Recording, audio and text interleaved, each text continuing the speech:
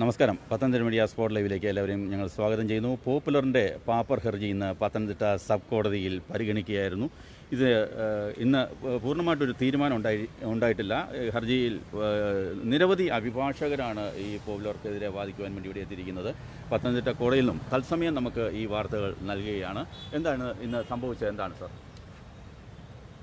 ഇത്രയും നിക്ഷേപരെ കബളിപ്പിച്ച ഒരു പ്രസ്ഥാനം ഇപ്പോൾ സാങ്കേതികത്വങ്ങൾ മാത്രം പറഞ്ഞുകൊണ്ട് നീട്ടിക്കൊണ്ടുപോകാനുള്ള ശ്രമമാണ്. ഞങ്ങൾക്ക് കൃത്യമായിട്ട് ഈ 50,000 നിക്ഷേപകരെ പ്രതികളായിക്കൊണ്ട് അവർ കേസിൽ കൊടുത്തിട്ടുണ്ട്. ഒരു ലിസ്റ്റ് നമുക്ക് ലഭ്യമായിട്ടില്ല. കൊടുത്ത പെറ്റീഷൻസ് ഇപ്പോൾ പിൻവലിക്കാനായിട്ട് പെറ്റീഷൻ കൊടുത്തിരിക്കുന്നു. അതിൻ്റെ ഒരു പകർപ്പ് ലഭ്യമല്ല. എന്നിട്ട് വീണ്ടും അതിനൊക്കെ അവധികൾ ചോദിച്ചു നീട്ടിക്കൊണ്ടുപോകുന്ന ശ്രമമാണ് ഞങ്ങൾ കോടതി ശ്രദ്ധപ്പെടുത്തിയിട്ടുണ്ട്.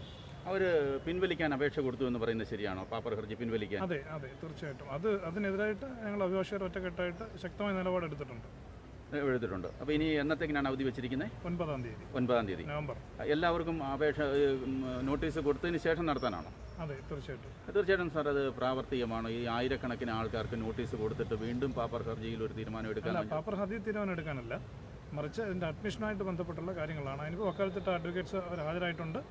അപ്പോൾ നമ്മളിപ്പോൾ അത് പിൻവലിക്കാൻ ഒരു കൊടുത്ത അപേക്ഷ ഞങ്ങൾ എതിർത്തുകൊണ്ടിരിക്കുകയാണ്. അതിനുശേഷമാണ് കോടതി അത് അഡ്മിറ്റ് ചെയ്യണോ വേണ്ടത് തീരുമാനിക്കുന്നത്. പിന്നീട് മാത്രമേ നിക്ഷേപകരെ അറിയിക്കേണ്ടതായിട്ടുള്ള എല്ലാവരെയും. മറ്റ് കേസുകളൊക്കെ ഇവിടെ പത്തനംതിട്ട കോടതിയിൽ നൽകിയിട്ടുണ്ടോ ആരെങ്കിലും? നിക്ഷേപകരൊക്കെ തന്നെ സിവിൽ കേസുകൾ കൊടുത്തവരുണ്ട്, കൺസ്യൂമർ കോടതിയിലെ കേസ് കൊടുത്തവരുണ്ട്, പല കോടതികളിലായിട്ട് കേസുകളുള്ളതായിട്ടാണ് ഞങ്ങളുടെ അറിവ്. മുനിസിപ്പൽ കോടതി വരെ കേസുണ്ട്. ശ്രീ രാജേഷ് നമ്മളോടൊപ്പം ചേരുന്നു. ശ്രീ രാജേഷ്, അഡ്വക്കേറ്റ് രാജേഷ്, ഈ ബഡ്സ് ആക്ട് എന്തുകൊണ്ട് അത് പൂർണ്ണമായിട്ട് നടപ്പിലാക്കുന്നില്ല എന്നൊരു പരാതി നിക്ഷേപകരുടെ ഭാഗത്തു നിന്നുണ്ടല്ലോ? അല്ല, പലതും നടപ്പിലാക്കാനുണ്ട്. ഇതിന് പൂർണ്ണമായ നീതി നിർവഹണത്തിലേക്ക് പല കാര്യങ്ങളും നടപ്പിലാക്കാനുണ്ട്. ഇപ്പോൾ ബഡ്സ് ആക്ടിൻ്റെ ഇതിനു വേണ്ടി ഞങ്ങൾ തന്നെ പല നിക്ഷേപകർ ഓൾറെഡി ഹൈക്കോടതിയിൽ ഹർജി ഫയൽ ചെയ്ത് കഴിഞ്ഞു. ഈ കാര്യങ്ങളെല്ലാം നമ്മൾ ഒരേ കോടതികളിലും നമ്മൾ ഓരോ നിക്ഷേപകരും ഈ നിയമവശങ്ങൾ കാണിച്ചുകൊണ്ട് നിക്ഷേപകർ കോടതിയെ സമീപിച്ച് കഴിഞ്ഞു. ഇന്നിപ്പോൾ അവർ പിൻവലിച്ച ഹർജിയിൽ ഒരു IP ഒഴിച്ച് ബാക്കി എല്ലാ IP-കളും പിൻവലിച്ചതായിട്ട് അവരൊരു അപേക്ഷ വെച്ചിട്ടുണ്ട്. പക്ഷേ അപേക്ഷ വയ്ക്കും അതിന് നടപടിക്രമങ്ങളുണ്ട്. സാധാരണ ഒരു കേസ് പിൻവലിക്കുന്ന പോലെ ഈ കേസ് പിൻവലിക്കാൻ സാധിക്കില്ല. അപ്പോൾ അതിന് നടപടിക്രമങ്ങളുടെ ഭാഗമായിട്ട് ഞങ്ങൾക്ക് എല്ലാ അഭിഭാഷകരും കോപ്പി സെർവ് ചെയ്യേണ്ടതുണ്ട്. അവർ കോപ്പി തന്നിട്ടില്ല. അപ്പോൾ ഒന്നടങ്കം എല്ലാ അഭിഭാഷകരും അതിൻ്റെ കോപ്പി സെർവ് ചെയ്യണമെന്ന് ആവശ്യപ്പെട്ട പ്രകാരം അവർ കോപ്പി തരാനും നവംബർ മാസം 9-ാം തീയതിക്ക് ബാക്കി കേസ് പരിഗണിക്കാനുമായിട്ട് നിക്ഷേപിക്കുന്ന അവർ പിൻവലിക്കുന്ന കാര്യത്തെപ്പറ്റി ഒരു തീരുമാനം എടുക്കാൻ വേണ്ടി കോടതി മാറ്റിയിരിക്കുകയാണ്. ഇപ്പോൾ നിക്ഷേപകർക്ക് എല്ലാവർക്കും നോട്ടീസ് ചെയ്യല്ലോ? നിക്ഷേപകർക്ക് വേണ്ടി ഇവിടെ ഹാജരായ അഭിഭാഷകർക്കെങ്കിലും അത് അറിയാനുള്ള ഞങ്ങൾക്ക് അവകാശമുണ്ടല്ലോ. അതിനുള്ള കോപ്പിയാണ് ചെയ്യേണ്ടത്. ഏകദേശം എത്രത്തോളം അഭിഭാഷകരുണ്ട് ഈ പത്തനംതിട്ട കോടതിയിൽ പോപ്പുലറിനെതിരെ വാദിക്കാൻ? ഇന്ന് ഒട്ടനവധി അഭിഭാഷകരുണ്ട്. ഇപ്പം നിങ്ങൾക്ക് കാണാം ഒട്ടനവധി അഭിഭാഷകർ. ഇതിനെക്കുറിച്ചൊന്ന് പറയുന്നത്, ഈ കേസിനെ കുറിച്ച്. ഇന്ന് അവർ നോട്ടീസ് വന്ന് പിൻവലിക്കാൻ പറഞ്ഞിട്ട് സെറ്റിൽമെൻറ്റ് എന്നാണ് പറഞ്ഞത്. ഏത് രീതിയിലുള്ള സെറ്റിൽമെൻറ്റ് എന്നൊന്നും പറയാതെ രാവിലെ വന്നിട്ട് സെറ്റിൽമെൻറ്റ് ചെയ്യാമെന്ന് പറഞ്ഞ കാര്യമില്ലല്ലോ. സെറ്റിൽ ചെയ്യാമെന്ന് പറയുന്നതിന് വ്യവസ്ഥയില്ലേ? കോടതിയിൽ അഡ്മിറ്റ് പോലും ആവാത്ത കേസിൽ സെറ്റിൽ ചെയ്യാമെന്ന് പറഞ്ഞാൽ അത് പിൻവലിക്കണമെന്ന് പറഞ്ഞാൽ നമുക്കൊക്കെ സമ്മതിക്കാൻ കഴിയുന്നതല്ല. അതെ, ഇഷ്ടമുള്ളപ്പം കൊണ്ടുവന്ന് പാപ്പർ ഹർജി. അതെ, അവർ പാപ്പരാണെന്ന് ഒരു ദിവസം പറയുന്നു, അടുത്ത ദിവസം വന്നിട്ട് അത് പിൻവലിക്കണമെന്ന് പറയുന്നു. അവരിഷ്ടത്തിന് ചെയ്യാൻ പറ്റുന്ന ഒരു കാര്യമല്ലല്ലോ. അപ്പോൾ അതിനെ അവർ നോട്ടീസ് തരട്ടെ. അവർ എന്താണ് ഉദ്ദേശിക്കുന്നത് നമുക്ക് കൂടെ അറിയണമല്ലോ. പിന്നെ കക്ഷികളാരെ കൊണ്ടുവന്ന് നമുക്കറിയണം. അപ്പോൾ അത് അറിഞ്ഞതിന് ശേഷം 9-ാം തീയതിക്ക് നോക്കാമെന്നുള്ളത്. 9-ാം തീയതിക്ക് എന്തായിരിക്കും ഇത് വീണ്ടും അവധിക്ക്? അത് അവർ നോട്ടീസ് തന്നാലല്ലേ വരുള്ളൂ. നോട്ടീസ് തരണമെന്ന് കോടതി ശക്തമായി പറഞ്ഞിട്ടുണ്ട്. അപ്പോൾ അവരത് അനുസരിക്കണം. അതാണ് വേണ്ടത്. ബാക്കിയുള്ളത് 9-ാം തീയതി അറിയാം. ഇത്ര മറ്റൊരു കാര്യം കൂടെ, ഈ CBI അന്വേഷണത്തിന് ആവശ്യപ്പെട്ടെങ്കിലും ഇതുവരെയും അന്വേഷണം ഏറ്റെടുത്തിട്ടില്ല. എന്താണ് ഇതിന് കാരണമെന്ന് പറയാൻ പറ്റും? കോടതിയിൽ നിന്നും CBI അന്വേഷണത്തിനായിട്ട് ഉത്തരവായിട്ടുണ്ട്.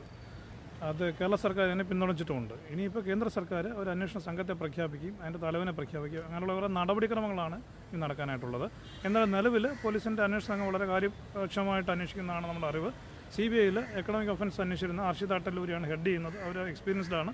അപ്പോൾ നമ്മളതിൽ തൽക്കാലം പ്രതീക്ഷ അർപ്പിക്കുകയാണ്. തീർച്ചയായിട്ടും CBI വലിയ താമസമില്ലാതെ ഏറ്റെടുക്കുമെന്നാണ് പ്രതീക്ഷിക്കുന്നത്. സാർ, മറ്റൊരു കാര്യം എന്ന് പറഞ്ഞാൽ പ്രത്യേകം FIR ഇടണമെന്ന് ഹൈക്കോടതി പറഞ്ഞിട്ടും പല പോലീസ് സ്റ്റേഷനിലും പ്രത്യേക FIR ഇട്ടിട്ടില്ല. അതിനെതിരെ വീണ്ടും ഹൈക്കോടതിയെ സമീപിച്ചു എന്നറിയുന്നു. എന്താണ് നിലവിൽ അതിൻ്റെ അവസ്ഥ? അല്ല, ആ കേസുകൾ ഇന്നലെ കേസ് ഹൈക്കോടതി പരിഗണിച്ചു.